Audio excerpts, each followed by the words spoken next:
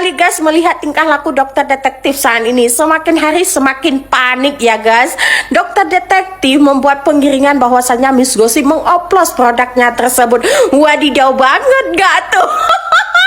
Yang jadi pertanyaannya, kenapa dokter detektif punya pikiran seperti itu?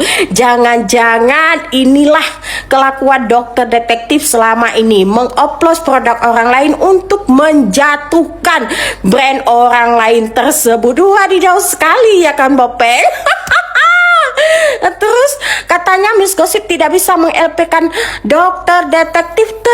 Tenang, akan terpampang secara nyata ya. Pelapor di situ Intan, oke? Intan akan terpampang nyata. Pokoknya aku pastikan kau masuk. Kenapa Miss Gossip tidak bisa melapor? Walaupun Miss Gossip ini masyarakat nggak punya apa-apa, kenapa? Wanipiro gitu nggak mesti sayang. Untuk membuat pelaporan dengan fakta, dengan kebenaran itu tidak butuh duit ya. Siapapun seluruh masyarakat Indonesia bisa membuat laporan di PMJ dan itu dipastikan masuk jika ada bukti yang konkret ya. Sekarang Miss Gossip punya bukti yang konkret tidak? Konkret banget, menyala sekali. Nah setelah itu dokter detektif mengatakan bahwa Miss Gossip akan di LP-kan bertubi-tubi. Menyala berapa? 9 tahun gitu ya. Menyala 10 tahun gitu ya, nggak masalah. Kau bilang dulu Bopeng sama Bohir kau, sebelum kau meng-LP-kan aku 9 tahun ataupun 10 tahun ataupun 20 tahun terserah sama kau lah ya kan. Kau bilang sama Bohir kau TTPU dulu sama Miss Gossip. Wadidaw. Hukumnya membuat pengaduan, mungkin sering lah kita dengar itu. Tapi kalau laporan ini saya jujur ini ya, apa mungkin saya mainnya yang kurang dalam ya, kurang mainnya yang kurang jauh, apa menyelamnya yang kurang dalam itu gimana ya? Itu Om Bule saya nggak bisa jawab itu Om Bule, karena saya tidak pernah menemukan hal-hal seperti itu Om Bule. Iya paham. Ya harusnya kan si kuasa hukum itu yang jadi korban dia hanya harus di BAP dong. Loh sekarang yang diinterview BAP siapa? Si Bopeng atau si kuasa hukum yang pertama kali melapor? Dia harus tulis kapan dapat obatnya, kenapa, ini tinggal di mana, ini kan di BAP siapa? Ya, saya pernah mendengar apa yang disampaikan Mr. Blind bahwa ini adalah sesuatu yang sangat dipaksakan. Itu saya tidak bisa menyalahkan itu karena itu pandangan. Ya, karena tentu saja didukung sama bukti-bukti. Kemudian Dr. Janet juga pernah mengatakan bahwa ini cacat formil, cacat material. Mungkin kalau saya bilang ini cacat juridis, ya itu sah-sah saja. Kemudian orang di sana bilang itu kan, nah itu sah-sah saja buat kamu. Saya bilang, aku nggak mau berdebat dengan kamu, itu sah saja. Tetapi kita melihat dari aturan, dan saya punya pengalaman di situ gitu loh.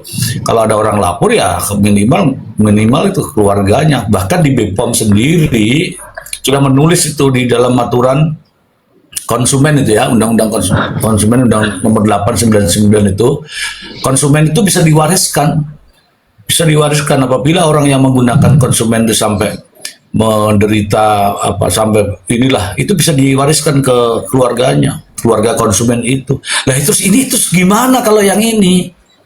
Dari dua hal ini sudah bingung, siapa yang lapor, kemudian siapa yang menerima laporan, itu juga bisa dilacak kok. Bisa dilacak.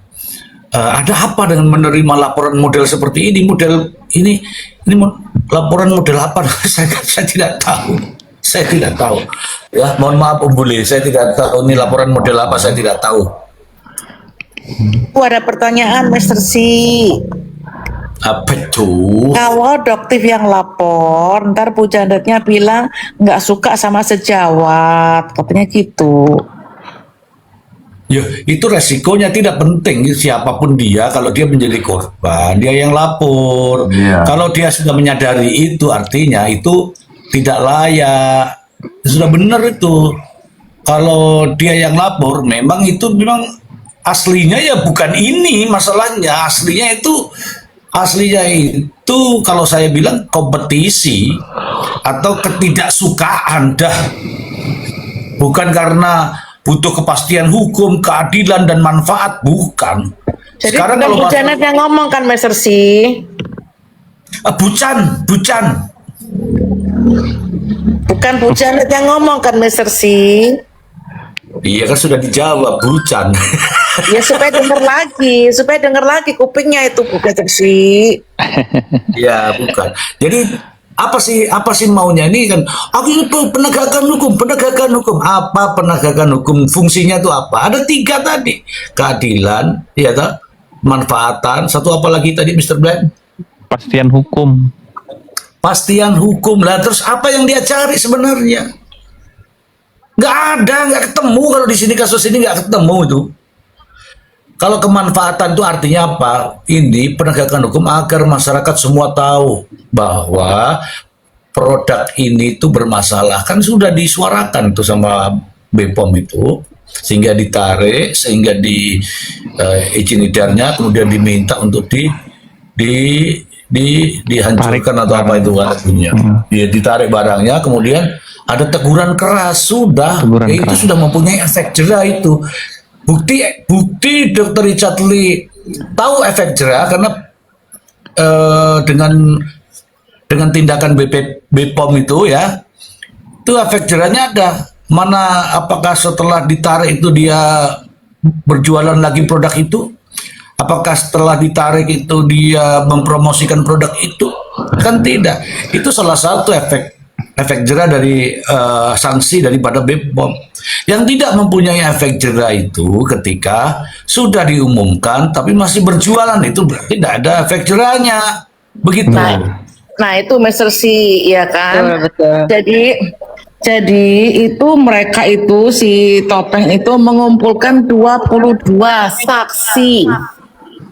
Ya, saksi bukan korban ya, saksi karena si saksi itu tidak ada visumnya, tidak ada hasil labnya nggak ada gitu kan. Dia ini mau minta uang ganti rugi seperti yang dijanjikan sama si Topeng itu yang 250 miliar itu loh, Mr. C. Coba Buset. gimana? Ya nggak ada. Kalau mau nuntut ganti rugi, laporannya bukan di polisi. Kalau mau nanti, saya kasih tahu nih semua biar dengar nih. Belajar sedikit nanti. Undang-undang konsumen mewadahi itu. Jika konsumen menghendaki ganti kerugian, ada caranya di situ. Dan melalui siapa? Bukan melalui perwakilan-perwakilan yang entah berantah. Ada. Nanti Mr. Ben yang ini sudah kok kita bahas itu. Kalau sudah dibahas satu kali sudah paham, berarti kita agak-agak ini. Tapi kalau masih nanya terus, berarti udahlah. Intinya kacamata. Artinya 250 ringgit. Itu Malaysia. Nah, itu saya kasih tahu ya, teman-teman. Kalau mau menempuh ganti kerugian, tidak pada laporan ini. Salah kalau keluar-keluar itu. Pokoknya ganti rugi. Ya, jangan di sini. Ada itu mekanisme menempuh ganti kerugian terkait konsumen dan produsen, konsumen dan distributor. Itu ada caranya.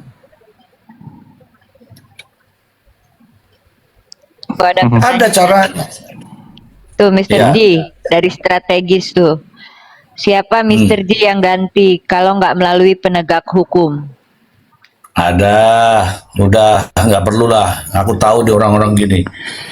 Saya kasih tahu ya, bukan dari polisi-polisi itu tidak bisa menentukan kerugian-kerugian. Lucu deh, kata-kata itu lucu. Jadi silahkan ditempuh melalui jalur gugatan konsumen JLKI ya, Mr. Blen ya. Ya. Atau Badan Itu kalau- Penyelesaian Sengketa. Udah kan kemarin juga Udah. kita sudah bahas. Sudah kita bahas itu. Udah kita bahas, makanya aku nggak mau ngulang-ulang lagi. Ada tata caranya. Kemanakah para konsumen itu mengadu? Ada tata caranya. Bukan disuruh sini kumpulin, nggak begitu caranya. Nagih katanya. Itu Ya, ide begini. saya, Mister C. Saya suruh ngumpulin orang-orang yang mau minta ganti rugi. Katanya kan 250 ringgit. Ya kumpulin aja siapa saksinya, siapa korbannya, mana visumnya, mana hasil labnya, kan begitu. Nah kalau sekarang yang membeli produknya Dr. Richard Lee misalnya ada 10.000 orang. Nah yang komplain cuma 22 orang. Apa itu bisa mewakili yang 10.000 orang itu, Mister C? Kan aneh Nggak, sekali mereka itu. Ini dia ngomong sembarang ini. Saya tidak tahu ini momotnya memelihara yang begini ya. Apa Ini dia strategis nih siapa? bilang? Apa katanya? Aku belum tahu. Udah hilang, udah hilang.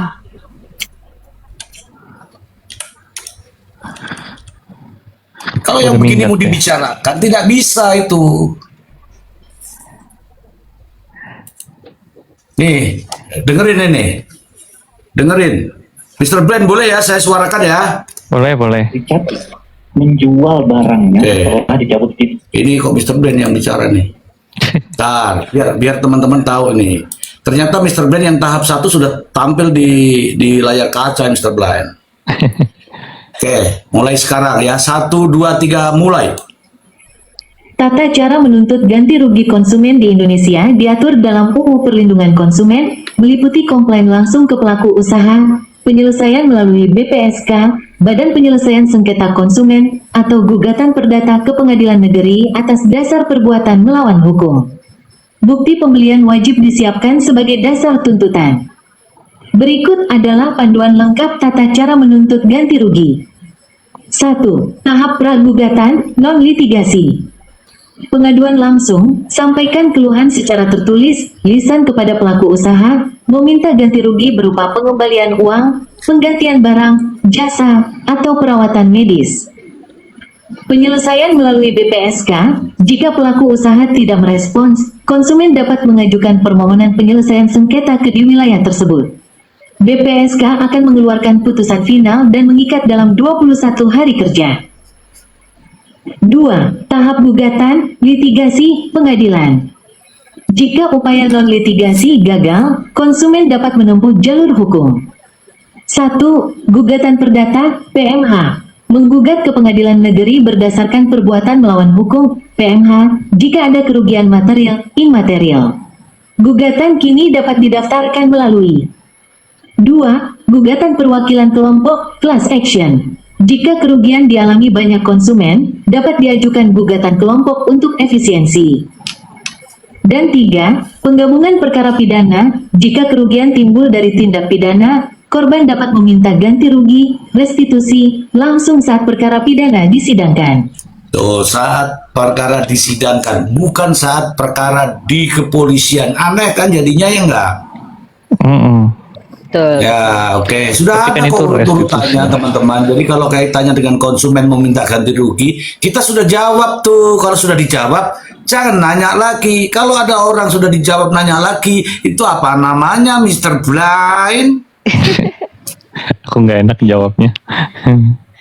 Ya sudah, ini kasih naik beragam nih. Coba multi aja beragam. Multi aja, multi. Kemarin kan juga sudah disampaikan Mr. Blind, tata caranya begini ya, kalau itu konsumen. Tapi Jadi, mohon maaf, ya, Mr. C. ya, ya. Maksudnya saya cuma bertanya. Kalau memang seandainya dari kumpulan saksi itu dia punya kekuatannya tidak sesuai, gimana? Hampir ambil misal nih, si korban dari korban-korban ini ada sekitar berapa? Ambil misal Ya. 50. Nah, tapi dia punya kekuatannya Ya. itu tidak mampu sesuai dengan prosedur atau mekanisme hukum. Iya. Nah, Ya, itu gimana, Bang? Iya, saya kan bertanya, kerugiannya apakah sama semua?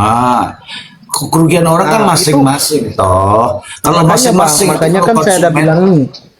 Kalau konsumen tuh person. Aku nih hidungku habis pakai produk, hidungku miring. Berarti hidungku toh yang diperbaiki nih contohnya ya. Yang jadi masalah kan hidung nih. Kalau yang si anu mungkin masalah pipi, masalah kulit, beda lagi urusannya. Tidak bisa disamakan antara yang satu dengan yang lain karena beda-beda.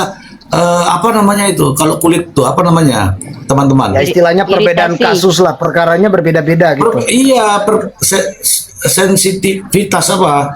Sensitivity harus. Ya contoh kayak Bang Mr. C punya hidungnya peot, saya punya hidung sebelah kanan muka gitu. Iya, atau kalau si Itu si Ica kan ada berubah jadi perbedaan itu. iya, Apakah ya perbedaan kan itu dia bisa masuk dalam unsur hukum nggak? Iya, kalau Ya nanti perbedaan begini, Ya, nanti silakan. dalam penentuan korban itu ada pengklasifikasian namanya. Nah, pengklasifikasian itu nanti korban ini tergolong misalkan ya mengalami kerugian fisik sedang, ringan, sedang, berat misalkan. Maka akan ada pengklasifikasiannya. Atau misalkan menderita kecacatan permanen misalkan. Itu termasuk dengan kerugian berat misalkan kan. Kalau cuman merah-merah ruam-ruam oh sedang. Kalau cuman bintik doang oh berarti ringan. Nah, itu ada pengklasifikasiannya. Tapi kembali lagi teman-teman ya, untuk sampai titik di mana bisa menuntut ganti rugi itu pembuktiannya panjang. Apalagi Ya. terkait produk yang dikonsumsi. Gitu loh. Oke. Jadi nggak mudah sebenarnya. Enggak maunya apa? Konsumen ini maunya apa? Kan macam-macam tuh toh. Ada yang Mau mau duit. aku minta dituntut uang, duit itu bener, duit. Aku mau minta perawatan, dirawat itu. Nah sekarang begini Mr. Ben, supaya ini kita ini agak-agak ini ya. Sebenarnya Tapi ranahnya mohon maaf ini- nih, simple aja. Mohon maaf nih Bang Mr. C. Kalau dari ya, secara filosofi ya, secara pikiran aku sendiri ya, ambil misal contoh kayak tadi sudah disampaikan awal-awal tadi, bahwa nggak mungkin orang pencuri dia mengakui dia pencuri, benar nggak? Betul. Ah, itu aja, simple aja. Ah, terus kita Iya, cari maksud- titik ya, terus kita Jangan, cari titik permasalahannya ini di mana? Kalau tidak dimengakui, gitu loh. Jadi begini Bang Nah, ya. solusinya Bentar dulu, untuk bukan, mencari begini, yang Bang. bentar dulu, gimana? Ben. Begini Ben, Bang. sebentar dulu Hah? Glenn. Kan aku yang ditanya tadi Glenn. Oh iya iya iya. Semangat banget lagi gue. Jangan juga bukan. Biar jawabannya simple agak gitu loh. Kamu istirahat dulu, minum-minum Iya, iya, kopi iya. dulu apa gitu. Masa kamu semua aja kamu jawab. Lanjut, Jadi lanjut. gini Om, jangankan kok pencuri ngaku, jangankan kok pencuri ngaku pencuri, yang sudah mencuri saja tidak ngaku Om. Lah iya kan tadi saya Nah, bilang. yang sudah divonis pemeras nggak ngaku pemeras loh, Mr. C gimana? Aku belum sampai ke situ. Ini sekarang saya minta tolong dengerin tentang ganti rugi. Tadi kan konsumen minta ganti rugi. Dengerin dulu. Tapi gini Bang Mr. C, mohon maaf nih sebelum Abang menjawab dan sebelum Abang menjelaskan, poin penting yang saya ingin sampaikan begini Bang. Ketika kalau orang mencuri dalam posisi pertanyaan, dalam masih apa ya, masih dalam sistem kayak kekeluargaan atau dari sepihak antara pelaku maupun korban, gitu kan. Nah, tetapi kalau prosedur itu sampai sudah masuk ke ranah hukum, maka sudah pasti karena itu dia punya sistem pelacakannya itu sampai ke titik yang tertentu gitu loh. Jadi kita pasti tahu gitu. Iya, iya. Aku paham maksudnya. Intinya gini. Ketika seseorang ini, kamu mau apa sebenarnya nih konsumen ya? Kamu nuntut ganti rugi apa? Kembalian uang penuh. Ya dikembalikan uang penuhnya. Tapi kan nggak harus diwakilkan. Kalau mewakilkan di Indonesia itu ada, sudah dibentuk. Kalau mewakili secara kelembagaan orang banyak itu ada, sudah disebutkan tadi. Ada YLKI, Yayasan Lembaga Konsumen Indonesia. Kalau secara kenegaraan atau pemerintahan itu ada BPKS. Tadi kan sudah disebutkan. Nah sekarang saya ingin supaya kita utuh nih ya teman-teman. Dengarkan dulu ini bagaimana penyelesaian ganti rugi supaya nggak salah-salah. Jadi kalau tuntutannya tadi ganti rugi, inilah jawabannya. Tapi kalau tuntutannya yang penting dia masuk, itu repot, saya nggak tahu itu. Ganti rugi perlindungan konsumen adalah hak konsumen mendapatkan kompensasi, pengembalian uang, penggantian barang, jasa, atau santunan akibat produk, jasa cacat atau merugikan, wajib dipenuhi pelaku usaha dalam 7 hari. 7 hari. Dasar hukum utamanya adalah UU No. 8 Tahun 1999 tentang Perlindungan Konsumen, UU-PK, di mana pelanggaran dapat berujung sanksi perdata, administratif, hingga pidana. Oke.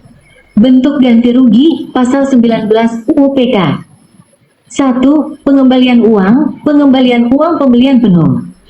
2. Penggantian barang, jasa, penukaran dengan barang, jasa yang sejenis atau setara nilainya.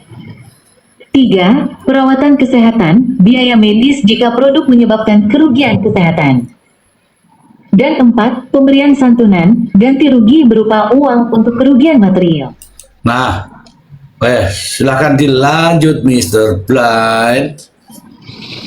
Ya, jadi kalau tadi ya, Selamat malam Mr. Blind. Aku mau ngucapin selamat malam dulu ya Mr. Blind.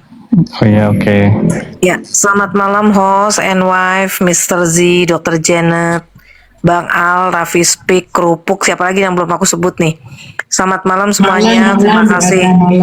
Ya, terima kasih udah join. Ya, mangga dilanjut, nanti aku mau nanya sama Dr. Janet. Oke. Jadi tadi pertanyaan soal maling yang nggak mau ngaku ya. Dalam mekanisme hukum, pelaku itu tidak dibutuhkan pengakuan. Tapi dalam mekanisme hukum itu yang paling penting adalah pembuktian. Nah, jadi walaupun nanti si pemilik produk ini mengatakan bahwa produknya sudah benar, bla bla bla bla bla bla, ya, tapi pembuktian menunjukkan bahwa konsumen memang mengalami kerugian, ya maka akan diputuskan dia harus membayar. Pelaku itu pasti punya hak ingkar. Jadi keterangan pelaku itu, ya, baik terdakwa maupun tersangka, ya, keterangan dia itu dalam pembuktian itu ditaruh di paling bawah secara kualitatif. Jadi terserah dia mau ngaku kayak mau enggak, kayak bodoh amat. Pembuktiannya lah yang penting. Kalau perbuatannya bisa dibuktikan melanggar hukum, maka dia akan divonis bersalah walaupun dia tidak mengaku. Bahkan sampai titik dia di kasasi dia tetap nggak ngaku, vonisnya tetap bersalah karena merujuk pada pembuktian. Begitu. Halo Kanora, salam buat beli jering. Halo Kanora. Halo Kak Nora, salam buat Kak Nora. Begitu.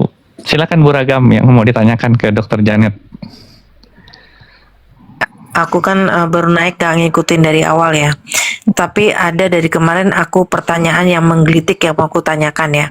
Terutama aku mau nanya ke Dokter Janet gini dok. Yang namanya lab yang menjadi acuan, apalagi dari lembaga BPOM ya, yang dipercayakan negara mengurusi hal ini ya, termasuk skincare di dalamnya. Nah, itu kan harusnya punya lab yang dijadikan acuan yang secara labnya itu pasti sudah tersertifikasi, yang sudah terpercaya. Kok bisa-bisanya ada seorang oknum ya, Bopeng dalam hal ini, dia punya kekuasaan untuk menyatakan ini menurut lab saya adalah approve. Nah, approve. Kalau approve itu artinya bisa dipakai. Padahal dia bukan lembaga atau bukan apa yang ditunjuk negara loh. Kok dia bisa mengapprove-kan, dan labnya itu dari mana? Lab dia sudah sertifikasi belum? Lab dia sudah valid belum? Karena tidak semua lab kan kita tahu dok ya, orang medis lab itu ada valid ada enggak. Nah, kok bisa-bisanya? Nah, ini kayak yang aku miriskan juga dok. Kenapa BPOM diem aja? Ya, standar labnya dia udah oke belum? Udah valid belum? Kok dijadikan acuan diem aja? Itu satu. Yang kedua, BPOM aku rasa kurang tegas dalam hal ini. Dan ini mungkin Dokter Janet kan pernah jadi ketua Persatuan Pengusaha Skincare ya. Aku rasa perlu dibentuk dan perlu agar tidak ada persaingan yang tidak sehat di dunia skincare. Menurutku itu dok, mungkin dokter nih para pengusaha skincare perlu membuat persatuan yang lebih oke supaya tidak ada yang kayak begini lagi nih. Ini sudah 2 tahun huru hara kayak gini, udah meresahkan masyarakat tapi dibiarkan itu ya. Terus yang terakhir yang mau tadi saya dengar sekilas bahwa ganti rugi yang tadi disetel sama Mr. Z, ganti rugi itu kalau ada kerugian kesehatan bagi pemakainya. Nah, produk Dr. L ini merugikan kesehatan yang pemakainya enggak? Atau cuma asal ngambil itu saksi supaya dia di ACC, di pro sama dia dijadikan saksi, padahal dia merasa dirugikan secara kesehatan enggak dengan produknya DRL? Kalau memang tidak merasa dirugikan, aku rasa enggak ada dia hak untuk menuntut. Itu yang pertama. Yang kedua, tadi tuntutan yang disetel Mr. Z, tuntutannya juga administratif, bisa tidak harus, mohon maaf, pidana ya. Tuntutannya tadi macam-macam, secara administratif atau bisa diganti uang atau bisa diganti produk. Itu aja. Oke, makasih Dokter Janet, makasih, mungkin bisa dijawab. Oke, pertanyaannya banyak banget, aku takut lupa. Jadi yang pertama tadi si Dok Peng ini apa itu namanya, kompetensinya apa gitu kan, mereview produk itu secara laboratorium, nggak ada kompetensinya ya, nggak ada sama sekali. Yang pertama, karena dimanapun juga standar internasional, bahkan juga standar BPOM, ya saya ulangi lagi, standar internasional maupun standar BPOM ya, itu tidak pernah menjadikan prosentase suatu bahan aktif itu menjadi syarat kelolosan uji. Jadi BPOM maupun standar internasional itu tidak pernah mempermasalahkan komposisi atau prosentase bahan aktif suatu skincare, begitu ya. Kenapa? Karena dengan kemajuan jam itu pokoknya bukan syarat. Yang menjadi syarat skincare untuk bisa diedarkan, yang satu dia tidak mengandung bahan berbahaya. Yang kedua, dia harus stabil, aman, dan ada nilai-nilai manfaatnya. Itu. Jadi nggak ada niacinamide-nya 0,00%. Coba cek di video-video di TikTok mana, di YouTube mana, ada nggak reviewer seperti oknum bertopeng ini? Nggak ada. Karena memang standar internasional itu tidak pernah mempermasalahkan konsentrasi dari suatu skincare. Itu yang pertama ya. Terus tadi pertanyaannya apa lagi? Jadi gue bahkan pertanyaannya banyak banget. Jadi itu nggak ada gitu. Nah, kemudian SIG-nya, uji lab yang dilakukan kan di SIG, ya kan? Ya, menurut labnya pasti labnya mengaku itu valid, ya, karena nggak ada kecap nomor 1 kan, dia valid ngomongnya gitu, ya, valid. Tetapi kan belum dilakukan akreditasi.